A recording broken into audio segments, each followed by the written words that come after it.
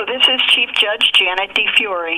Over the past few months, the Gender Fairness Committee of the 3rd Judicial District, chaired by former Albany City Court Judge Rachel Kretzer, has produced a documentary about the pioneering women judges of the 7-county 3rd Judicial District. 9 groundbreaking judges were interviewed. May D'Agostino, Judge of the United States District Court for the Northern District of New York, Catherine Doyle, former surrogate of Albany County, Victoria Graffeo, former Judge of the New York Court of Appeals, Helena Heath, Judge of the Albany City Court, Rachel Kretzer, former Judge of the Albany City Criminal Court, Karen Peters, the presiding Justice of the Appellate Division 3rd Department, Beverly Tobin, former Judge of the Albany County Family Court, Mary Work, former surrogate of Ulster County, and Deborah Young, Judge of the Rensselaer County Court. Throughout the month of March, Women's History Month, we will share these interviews through our Amici podcasts. I think you will find the interviews of these trailblazing women to be both enlightening and inspiring. I think many people underestimate to what extent people bring their personal philosophy and life experiences to cases. And I think that's true whether you're on the trial bench or whether you're on the appellate bench. Judges are still people. They have their own value systems. They have their own professional experiences. They have their own life experiences. And I think somehow that's the lens through which they examine the facts of a case. And so when you have people of different economic backgrounds, different ethnic, racial, gender, whatever, I think that it brings a different richness to the discussion. Welcome to Amici, news and insights from the New York judiciary and the unified court system. I'm John Carr. Today's program is the third in a series of pioneering women judges in the 3rd Judicial District. Today we feature former Court of Appeals Judge Victoria Graffeo. Judge Graffeo was the first woman in the 3rd Judicial District to ascend to the highest court in the state. You heard a snippet of her interview at the outset. Here's the rest. In the biography you wrote for the Historical Society, you talked about your grandmother, and there was a quote that jumped out at me about the role of women in my family and the impact they had on my development. Can you tell us that story, and particularly about the influence of your grandparents and the suffragist grandparent? Sure. My grandmothers were immigrants from Italy.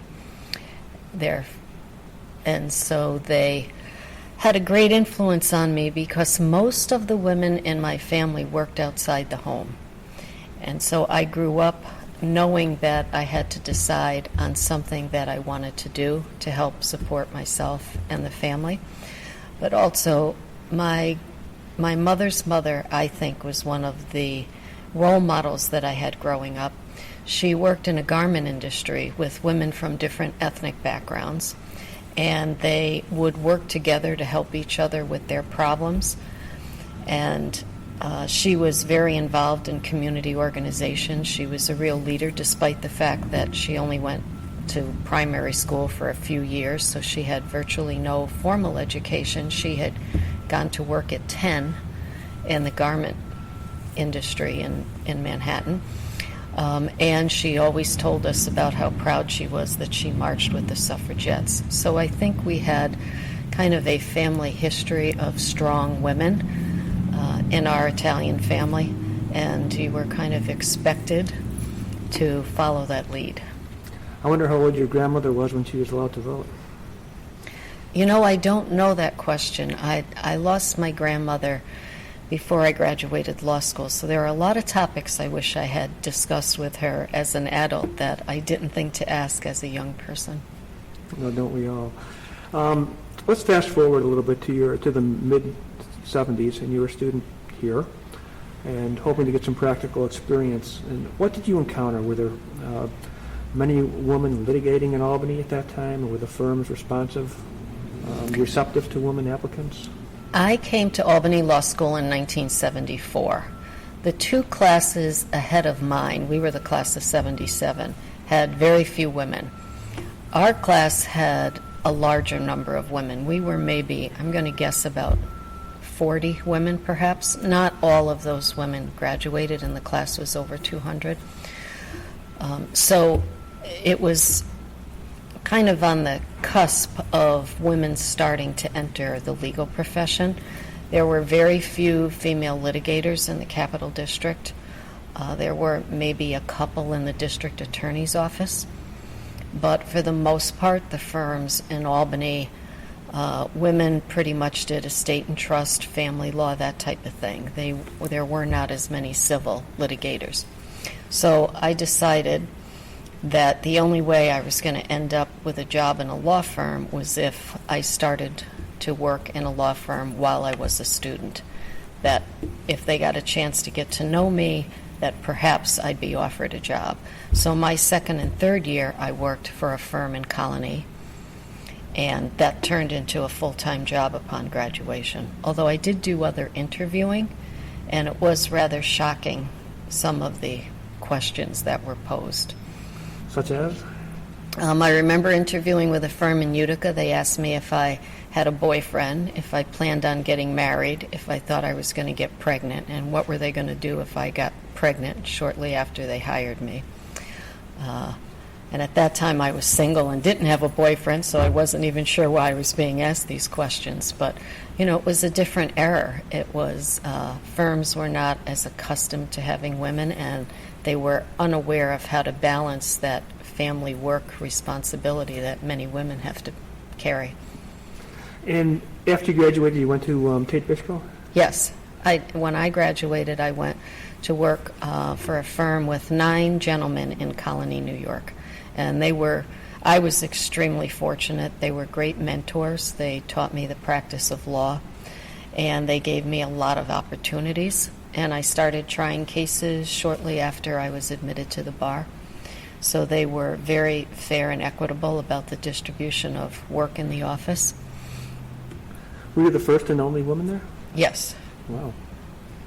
And I think I've heard the story before, but could you tell the story about the federal bank case you had, and the opposing counsel referred to you as his little lady, little friend, little something or other? Well, those were in the mid to late 70s. It was interesting to be a female litigator because many of the judges in the Capital District had never presided over a trial with a female attorney. So I remember one evening going to a justice court up north, and my brother had gone with me that night because it was a very terrible snowstorm. And that judge kept asking me if I was really a lawyer and who he could call to make sure I was an attorney. And after making us sit there for about 2.5 hours, my brother finally blurted out, "Do you think we'd be sitting here all night if she wasn't a lawyer?" But I had an equal access to credit trial in Rensselaer County in federal court, and my adversary was a retired judge who kept calling me his little friend. And I did voice some objection to that in chambers, but I don't think he was admonished too much about it. But the judge said to me, "Well, what should we call you?" I said, "Well, my name would be fine, or counselor would be fine." So, you know, there wasn't a lot of experience in how to deal with women in the courtroom back then. Was that in front of the jury they used? That trial did have a jury, and so that was my concern with the perception. And actually, at one point, one of the jurors strolled into the courtroom while I was working at counsel's table, and he said to me, "Oh, are you that little girl who's trying this case?" And that's when I realized that the words you use in the courtroom do have an impact on jurors. So it was, I think all young attorneys have difficulty in the courtroom when you're up against experienced attorneys, but it was particularly difficult at that period of time because the system was not accustomed to women practicing. So then, as I recall, Tate Biscoe disbands, and you go to the predecessor of Oasis, I believe, Division of Alcoholism Yes. and whatever it is, where you work with and meet, coincidentally, Karen Peters, right? Yes. When my law firm disbanded, I decided that I was probably interested in starting my own practice.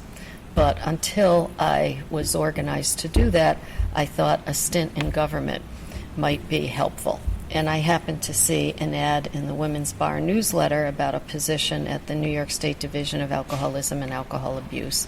And since I had done a fair amount of matrimonial litigation, I understood some of the effects of alcoholism on family relationships, so I thought I would apply for that position. And I was interviewed and hired by Karen Peters, who was counsel of the agency at the time. And she became also a very effective mentor. And she pretty much taught me the ropes for how you succeed in a large bureaucracy, because prior to that, obviously, we were a smaller firm. And she also had the courage to run for Supreme Court, the first woman in the 3rd Judicial District. So I think that her success at that effort, years later, was an encouragement for me to consider also a judicial career. She may have also been the first family court judge in Ulster County, first female family court judge before Supreme Court. She probably was. But that was an inspiration for you, her Yes, judicial career. Judge Peters is a very inspiring person, and she has, I think, spent a great deal of her time and effort in encouraging other women in the legal profession. Your next stop, I think, is a legislative branch, where you ended up, I think, for, 10 years? Yes. Did you experience or witness any gender discrimination issues? On the one hand, I think my 10 years in the legislature, in some respects, was the most exciting and interesting of my various legal careers, because you're dealing with cutting-edge public policy issues. As a political science major, I was always interested in government. On the other hand, at times it could be frustrating because, first of all, I worked for the Assembly minority, so we had to struggle for resources and for attention and for a legislative agenda. But also there were not many women at the upper echelon of staff in the legislature at that time. Initially, when I was chief counsel to Assembly Minority Leader Clarence D. Rapelier, and we would have leaders' meetings, I would be the only woman in the room. So for a good part of my career, I worked with all men. And I'm comfortable doing that, but it's interesting as I reflect back that I always seemed to be in these positions until I entered the appellate division in the Court of Appeals. I was generally, the executive staff was all male. Did he treat you equally in the legislature? Well, my boss was terrific. I don't know how some of the other conferences operated, but I can honestly say my members had a lot of trust in me. I developed a lot of close relationships. It was a very successful professional experience for me. So I think that I was able to bring more women and advance more women on our staff. And a lot of those people ended up in very substantial government positions as years went by. So it was a very fulfilling period of my career. And it sounds like a lot of that had to do with the fact that Rapp was receptive to that. I mean, if he wasn't, that would have been the end of the discussion, wouldn't it? Well, I'll tell you one story, and this is how I gained respect very early on for my employer. One of the first years that I was there, in January, when the new members arrive in Albany, they had a reception at the Fort Orange Club, which at that time excluded female members, and I refused to attend. So I went in and talked to the leader and told him that I was uncomfortable going there. They didn't allow female members, that our Women's Bar Association was petitioning them to accept women members. And so my leader said, all right, after this, we will not hold these events there. So I thought that that was very gracious, and also, but he truly understood and appreciated that once it was brought to his attention. Oh, great. Then you go up from there to the Attorney General's office as, you went in as Solicitor General, didn't you? Yes, I did. Were you the I first went. female in that position? No. The Attorney General's office had actually a very long tradition of female solicitors. There were a couple of women before me.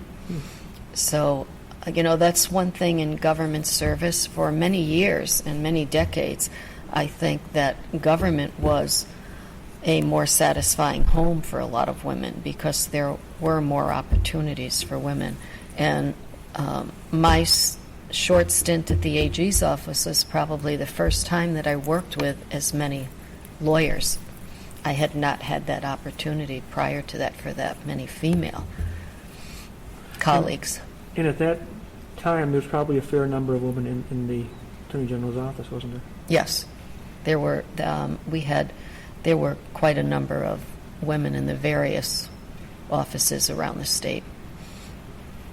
And then, I imagine you had to resign to run for Supreme Court? Yes, I resigned in August and was appointed in September. Oh, I see. How were you positioned to get that appointment? That it was an interim appointment, wasn't it, to the next election? Is that how it worked? Yes. Well, I never seriously considered a judicial run.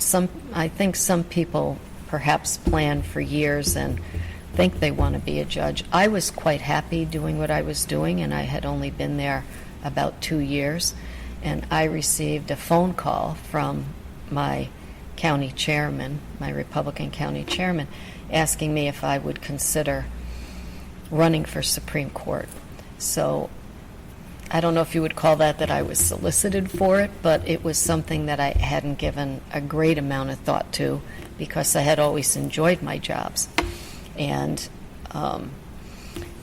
I was called to a meeting and sat down and spoke with them, and lo and behold, I ended up one of the 3 women. It was a very unusual campaign. There were 3 vacancies, and the Republican Party ran 3 women, a sitting family court judge and a sitting district attorney, and I did not have the name ID of the other 2 women, and we ran against 3 incumbent Democratic judges.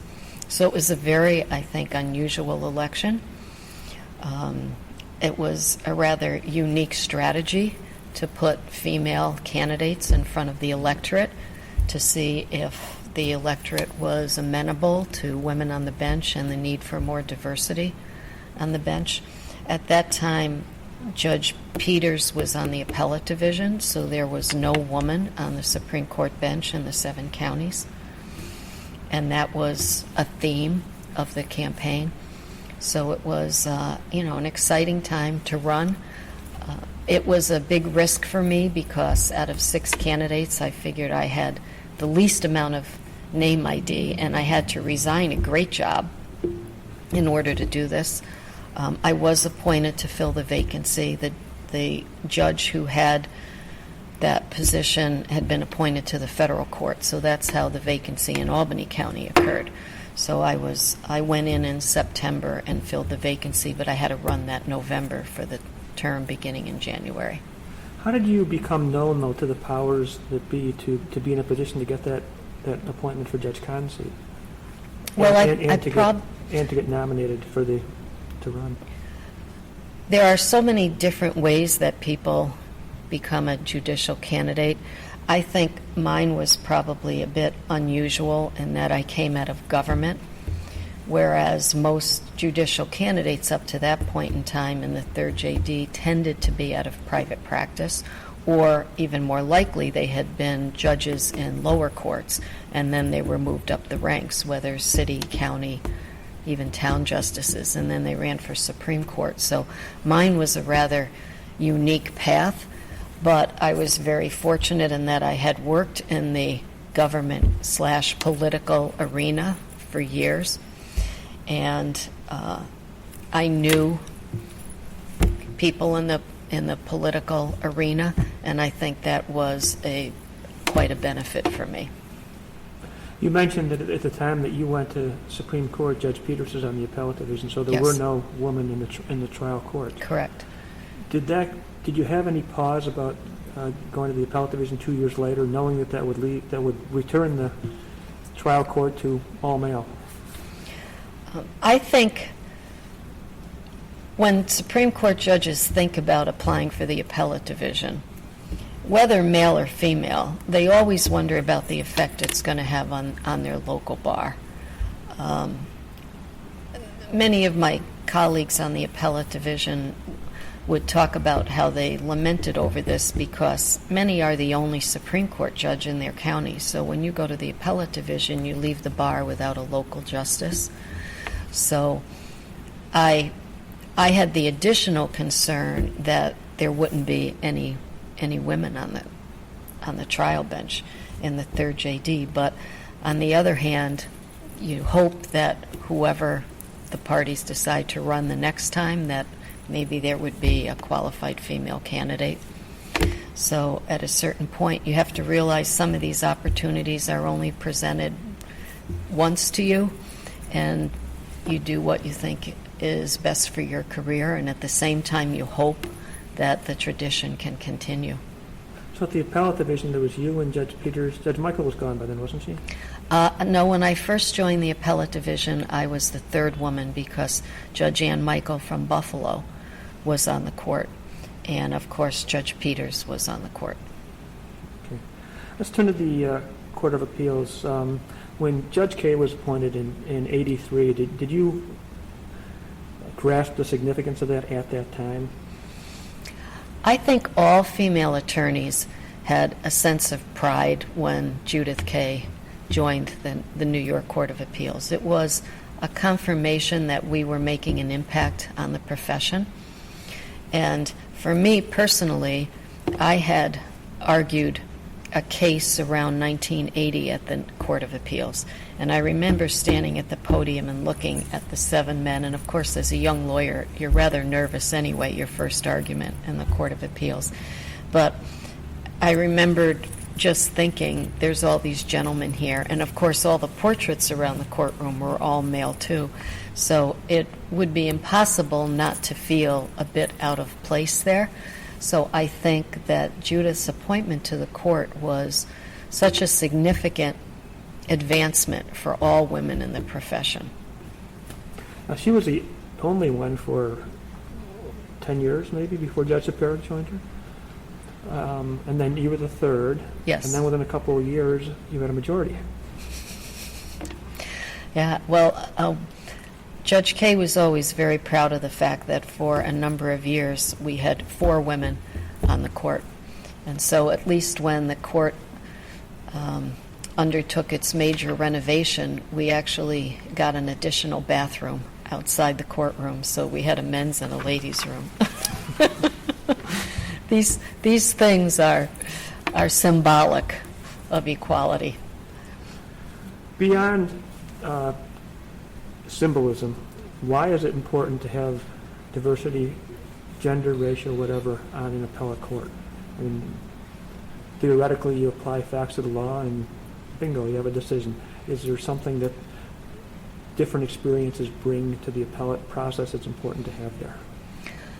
I think many people underestimate to what extent people bring their personal philosophy and life experiences to cases. And I think that's true whether you're on the trial bench or whether you're on the appellate bench. Judges are still people. They have their own value systems. They have their own professional experiences. They have their own life experiences. And I think somehow that's the lens through which they examine the facts of a case. And so when you have people of different economic backgrounds, different ethnic, racial, gender, whatever, I think that it brings a different richness to the discussion.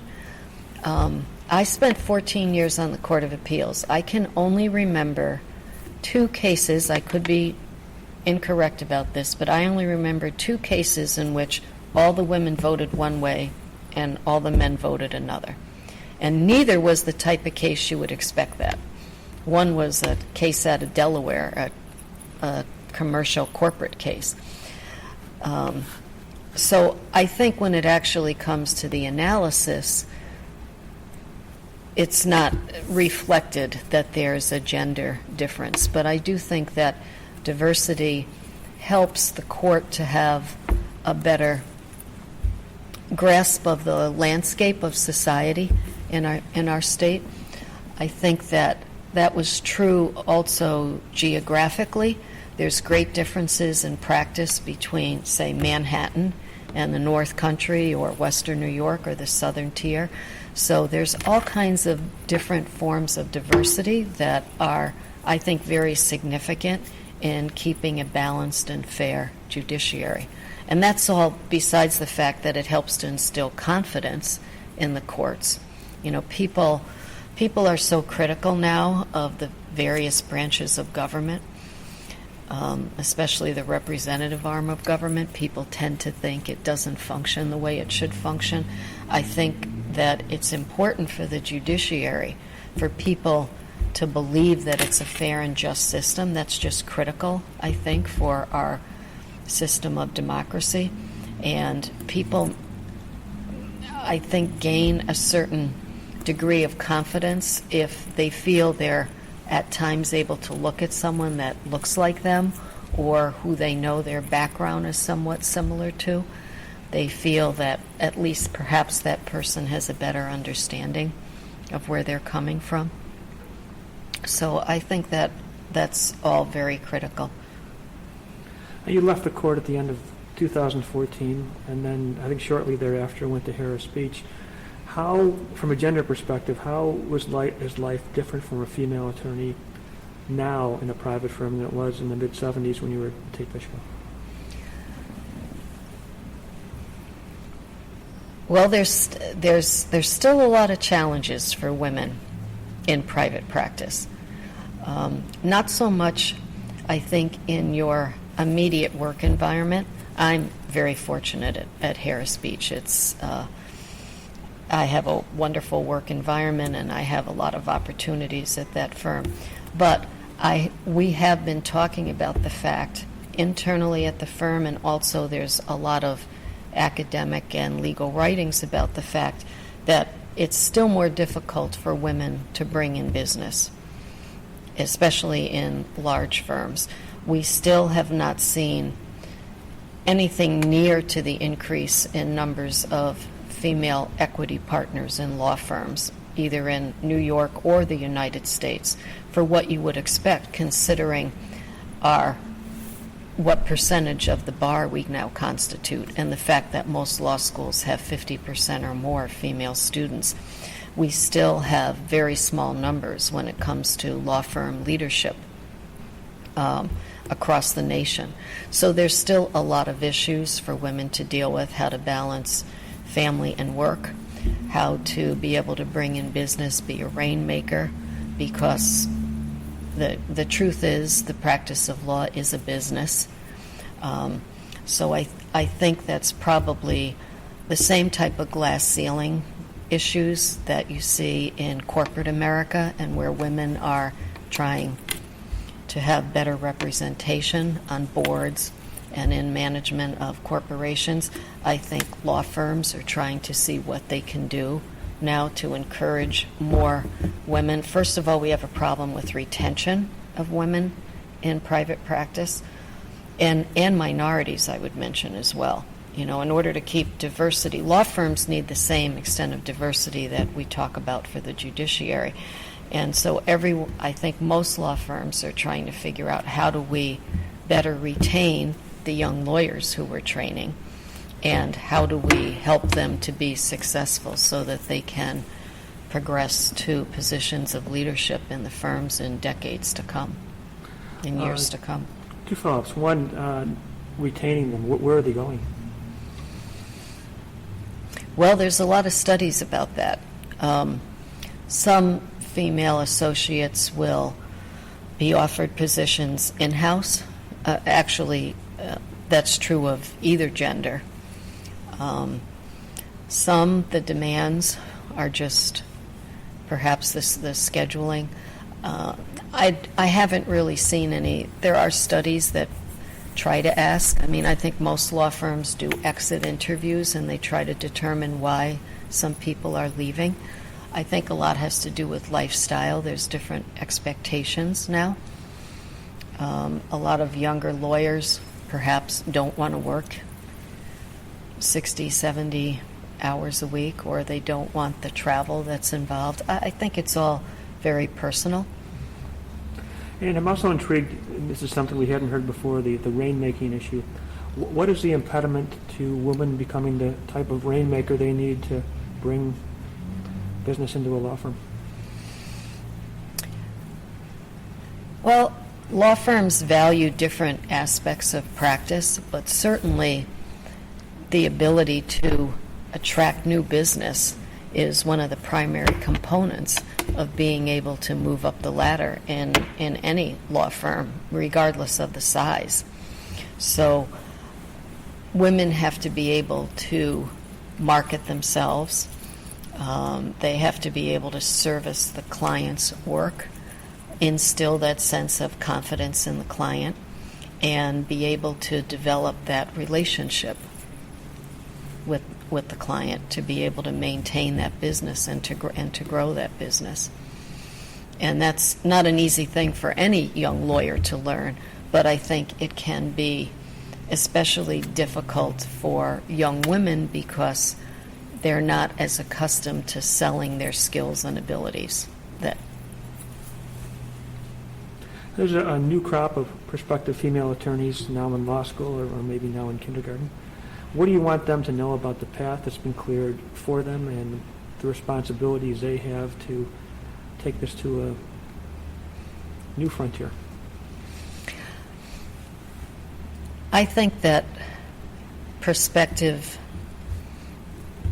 law students and also young attorneys have to remember that we are a helping profession, and that what's important is really to establish a really fine reputation. You still need the basic components of being a good lawyer, which is, to be responsible, conscientious, hard work, good communication skills, writing and verbal skills, and to be trustworthy. And that reputation begins as a student and then carries through to your career, because many of the people who you're going to meet in college and law school, you're going to interconnect with them at some later point in your life. So reputation is a lifelong aspect, I think. And I think a lot of young people, especially because of the technology that we now have, they're not quite as conscious of that in terms of Facebook and all the other types of social media that's out there that is later going to have an impact on their reputation. So I think that young people need to realize that what you do now can have ramifications 10 years down the road. So that's something that we didn't quite experience when I was growing up, but I think that's a more difficult aspect for young people to begin to formulate their behavior so that they can pursue a successful career later on. Can you discuss how the trailblazers that preceded you, going from Kate Stoneman to Judith Kay to Sandra O'Connor and Karen Peters, made it possible for you to achieve what you did?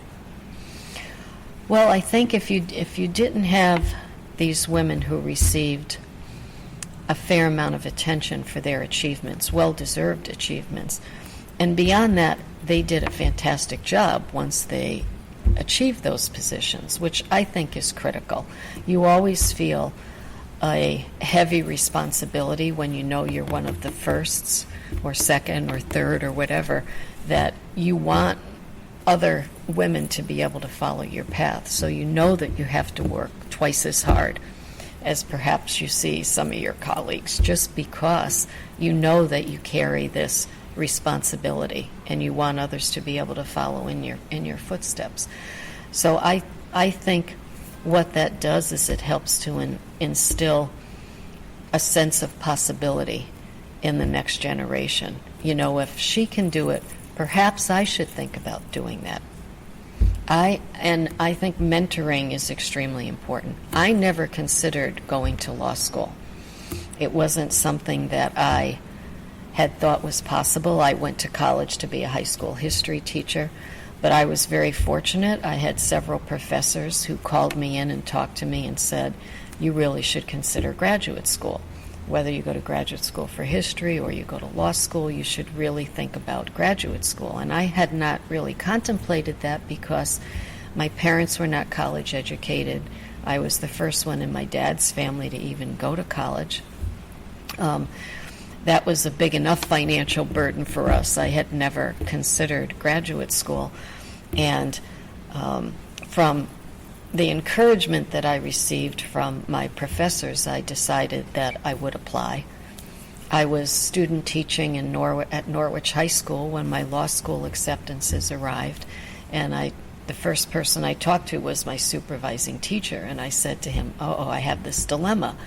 I really enjoy teaching, but now I have these acceptances at law school. And he encouraged me to go to law school. He said, you can always come back and apply for a teaching job, but why don't you try this? So I think we all need sometimes a little push, and I was the beneficiary of that kind of little bit of shot of confidence from mentoring, and so I think it's very important to mentor other young people and to return that gift. Wonderful. What were your thoughts on going into law school? Did you have an idea at that point what kind of law you wanted to practice? No, at that time, my family didn't know any attorneys. There weren't attorneys in our neighborhood. We weren't in that social circle.